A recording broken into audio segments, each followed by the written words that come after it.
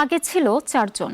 এরপর সর্বোচ্চ ৫ জন বদলি খেলোয়াড় মাঠে নামানোর নিয়ম অনুমোদন করে বিশ্ব ফুটবলের নিয়ন্ত্রক সংস্থা ফিফা। ২০২১ সালে এই নিয়ম কার্যকর হয়, কিন্তু কলম্বিয়ার বিপক্ষে বিশ্বকাপ বাছাইয়ে ৫ নয় ৭ জন বদলি খেলোয়াড় নামিয়েছে ব্রাজিল। তবে কি ফিফার নিয়ম ভেঙেছে দরিভাল জুনিয়রের দল? ডেস্ক রিপোর্টে বিস্তারিত। গারিঞ্জা অ্যারেনায় শুক্রবার কলম্বিয়াকে ২-১ গোলে হারিয়েছে ব্রাজিল। ম্যাচের অন্তিম মুহূর্তে ৯৮তম মিনিটে গোল করে সেলেসাওদের নাটকীয় জয় এনে দেয় ভিনিসিউস জুনিয়র। দলের হয়ে জয়সূচক গোল করার পরপরই মাঠ ছাড়েন রিয়াল মাদ্রিদ তারকা ভিনিসিউস।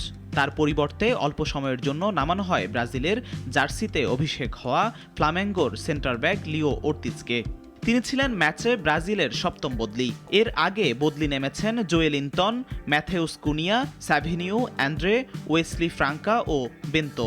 তাদের জায়গা দিতে Gerson, Joao Pedro, Rodrigo, Bruno Guimaraes, Vanderson ও অ্যালিসন বেকারকে উঠে যেতে হয়। মূলত গোলরক্ষক অ্যালিসন উঠে যাওয়ার কারণেই ৭ বদলি খেলাতে পেরেছে ব্রাজিল।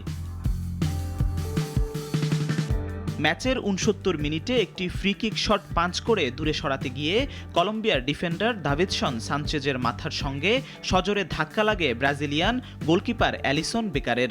দুজনেই সঙ্গে সঙ্গে মাঠে লুটিয়ে পড়েন। পরে তাদের মাঠের বাইরে নিয়ে যাওয়া হয়। ফিফার কনকাশন প্রোটোকলে বলা হয়েছে, কোনো দলের একজন খেলোয়াড় মাথায় আঘাতজনিত চোট নিয়ে মাঠ ছাড়লে তার সঙ্গে অতিরিক্ত আরও একজনকে খেলানো যাবে।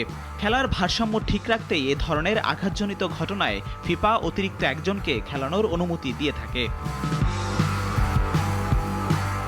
সেই নিয়ম কাজে লাগিয়ে মাথায় আঘাত পাওয়া গোলকিপার অ্যালিসনের পরিবর্তে নামেন বেন্তো এবং শেষ দিকে ভিনিসিউসের পরিবর্তে নামেন সপ্তম বদলি ওর্তিজ।